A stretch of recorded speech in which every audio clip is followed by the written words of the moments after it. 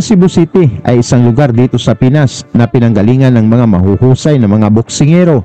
Kasama na dito itong tubong bugo, Cebu na si Junoy Nay na may 23 wins at 11 knockouts sa kanyang kartada, binansagang jawbreaker dahil sa lakas ng kanyang mga suntok. Matapos ang back-to-back na panalo nitong si Noy Nay sa Japan at Australia at pinabagsak nito sa round 1 ang Hapon na si Kosuke Saka para sa WBO Asia Pacific Featherweight title. Nakalipas lang ang 3 buwan mga tol sa kagustuhang makabawi ng mga Hapon. Muli itong pinabalik sa Japan at dito ay itinapat nila sa kanilang future world champion.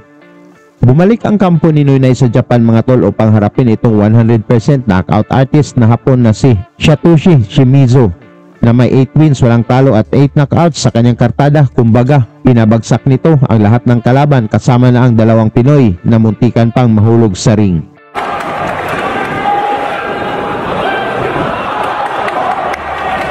Hindi ito basta-bastang kalaban si Shimizu mga tol dahil maliban sa ito ay undefeated.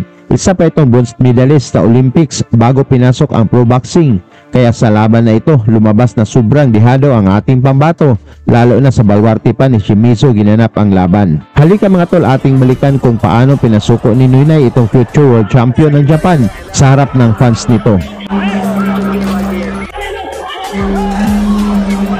Dala ng Pinoy na si Noy Nay ang 17 wins, 2 losses na may 7 knockouts, habang ang Hapon na si Shimizu naman ay may 8 wins, walang talo at 8 knockouts. Ito ay para sa depensa ng ating Pinoy sa hawak ng WBO Asia Pacific Super Featherweight title na naganap sa Edion Arena sa Osaka, Japan.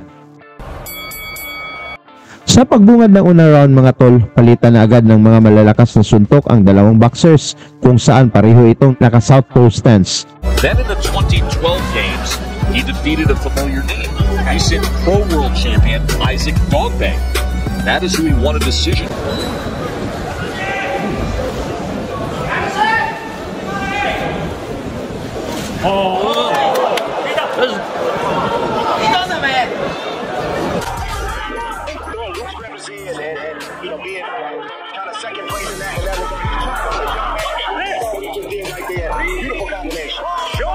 Yeah, absolutely. It's a big underdog. Exactly.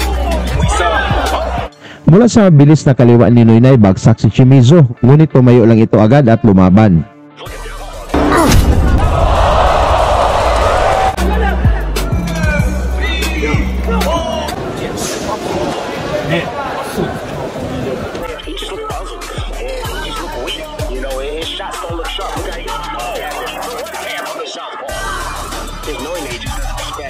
Being kind of second place in that regard. Mula sa kombinasyon ni Noy Nay, bagsak ulit ang Hapon, ngunit nalampasan pa nito ang bilang ng referee. Right there, beautiful combination. If he could stay the course here.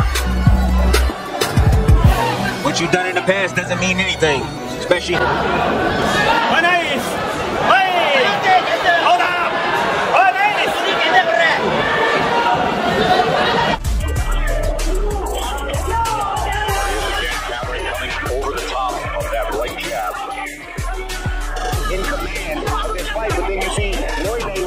Naging agresibo na itong si Noy Nay mga tol na gusto nang tapusin ang kalaban, ngunit bumabato pa rin si Shimizu. Reason why he's having this. We talked about it a few seconds ago, and he's got no answers. Like he's literally not throwing any punches right now. Here's the punch, but then an answer from Noy Nay.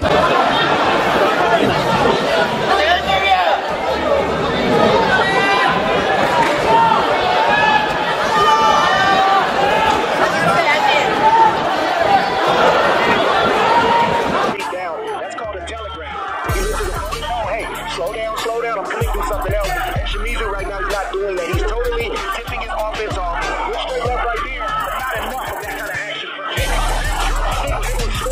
Tuloy pa rin ang pagpapatama ni Kabayan ng mga solidong suntok, ngunit matibay din itong si Shimizu na suportado ng mga fans. Here against Noy Nay was knocked down 2 times in the first round. So that last round.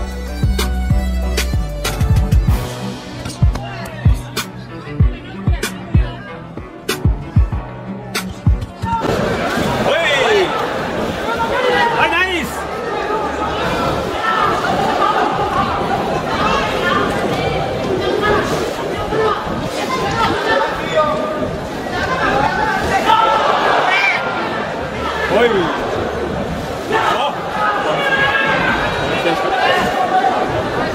medalist started with the damage he took in round number 1. It's only the 4th round. Round for Joe Noine. For handing that straight left, like I said earlier. Give us what to look for when you see that here, Trey, as he comes in. Well, basically, he's tipping off his opponent. When you're a fighter, you have to be formless in the. Sigawan ng mga Hapon mga tol ng tumama ang mga kombinasyon ni Shimizu, ngunit nakatakas pa rin si Kabayan. Want to do things and then go away and do something else. And Shimizu right now is not doing that. He's totally tipping his offense off.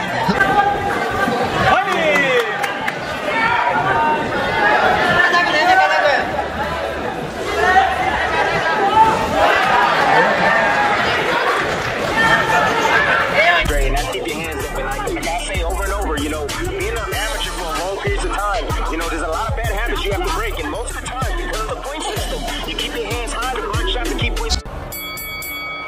Sabayan ang dalawang boxers dito sa round 4 mga tol, ngunit napatras si Shimizu nang tinamaan ng solidong kaliwa ng Pinoy. Shimizu straight back.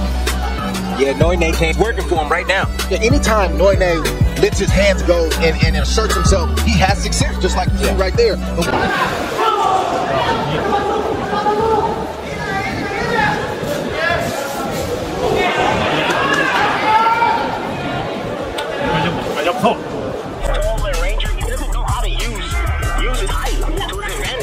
To his advantage. I know what you mean when you get a fight. Keep your leg distance. Joe Jawbreaker Noine came out and scored 2 knockdowns in the first round against the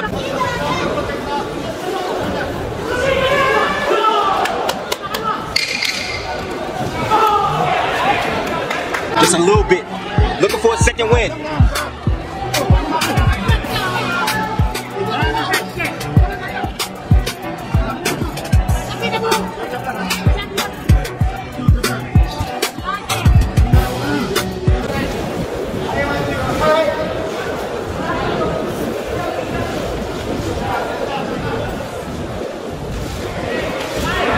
In his reach to his advantage. I know what you mean when you say he doesn't fight. Keep your leg distance. Tighten up his defense. His shell a little bit more. He's just not doing that. ace that Grant took him to. Round number 6 here. What is hunting first round, especially for the fans. Tuloy ang aksyon dito sa round 6 mga tol, kung saan gusto nang bumawi ito si Shimizu, ngunit tinamaan siya ng mga counters ni Noine.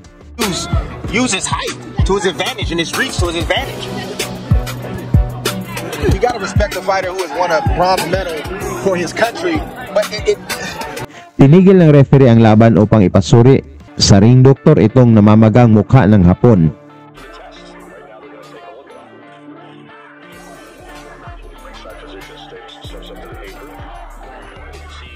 The swollen right eye and the impact that his nose has taken the beating there. His face is almost missing. Tumama na naman ang mga malakas na kombinasyon ni Noine sa mukha ng Hapon na halata itong nasaktan. I'm not sticking my glove out to tap you. I'm just not going to.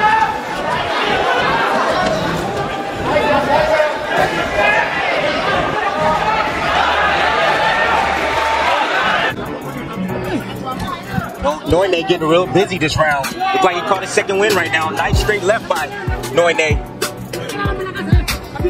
Bigla na lang tumalikod si Shimizu mga tol dahil naramdaman ang sakit ng mga patama ng Pinoy. Umayaw na ang Hapon sa laban at talagang nakita naman natin halos hindi na makakita ang Hapon dahil sa pamamaga ng kanyang muka. Nakuha ni Noine mga tol ang technical knockout ng panalo dito sa round 6 at dito na nalungkot ang mga Japanese fans sa sinapit ng kanilang future world champion. Lagi niyong sundan, huwag magpapahuli. Pag-usapan ni bakbakan, balita niya at laban. Mga Pinoy na di nagpapagapi. Salamat sa mga suporta na lagi nandyan.